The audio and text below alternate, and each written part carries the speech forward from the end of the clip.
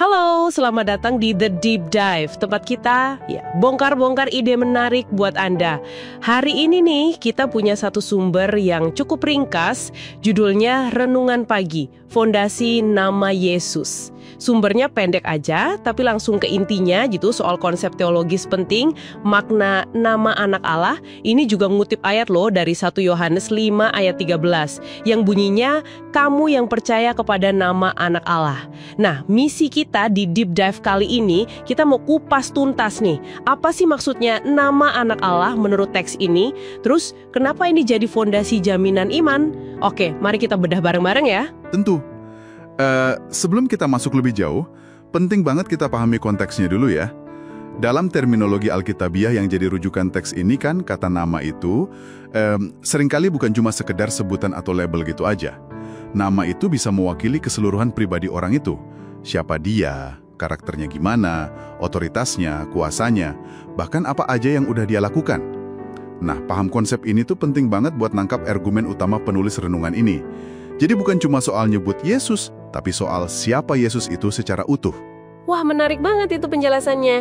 Jadi, nama itu kayak rangkuman utuh ya. Kalau gitu, argumen sentralnya apa nih yang dibangun di atas pemahaman nama ini?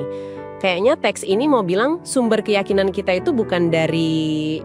Tepat sekali. Argumen intinya gini. Jaminan iman kita atau rasa yakin kita itu, menurut sumber ini harusnya nggak bersandar pada seberapa kuat iman kita secara pribadi.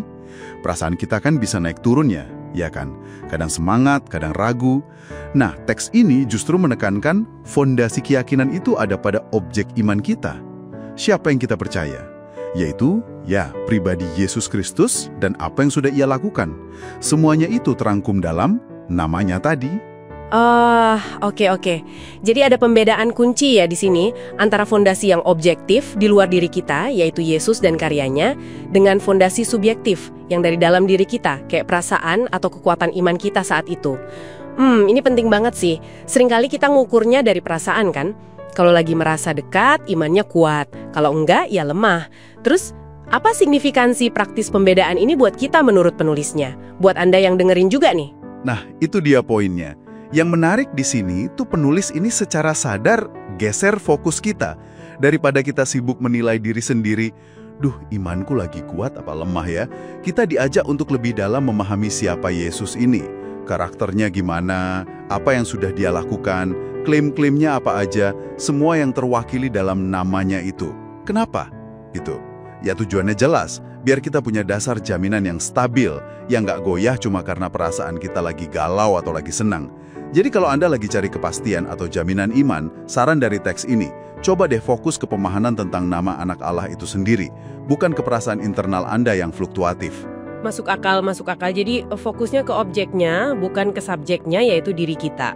Tapi saya jadi kepikiran juga nih, bukannya pengalaman iman, perasaan tersentuh, atau merasa dekat itu juga bagian penting dari iman ya? Apa teks ini jadi kayak mengabaikan sisi pengalaman pribadi gitu? Nanti imannya jadi kering dong, cuman di kepala aja. Pertanyaan bagus itu.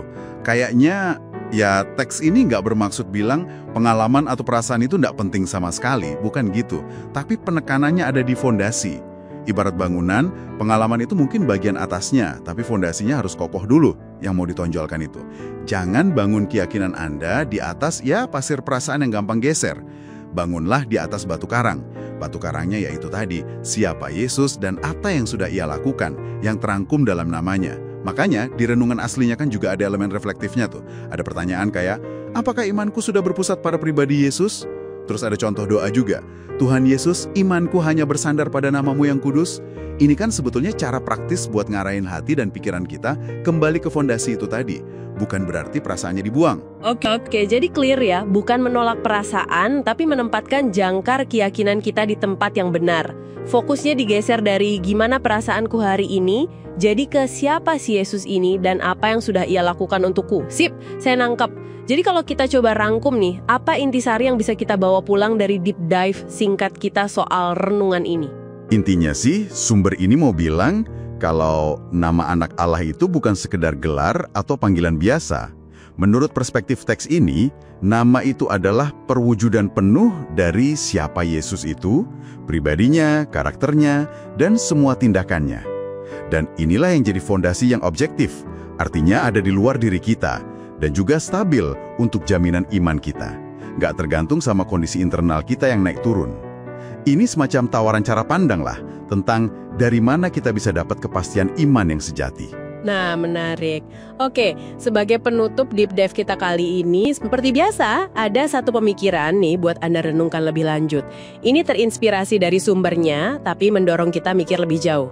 Teks ini kan fokusnya pada percaya kepada nama tersebut. Gimana kalau kita nggak cuma berhenti di percaya aja, tapi kita coba aktif menggali isi dari nama itu sendiri? Kita selidiki lebih dalam karakter Yesus, tindakan-tindakan spesifiknya, klaim-klaimnya yang tercatat. Pertanyaannya, bagaimana kalau pendalaman makna yang terkandung dalam nama Yesus itu bisa mengubah atau bahkan memperkuat perspektif Anda tentang fondasi iman yang tadi kita bahas?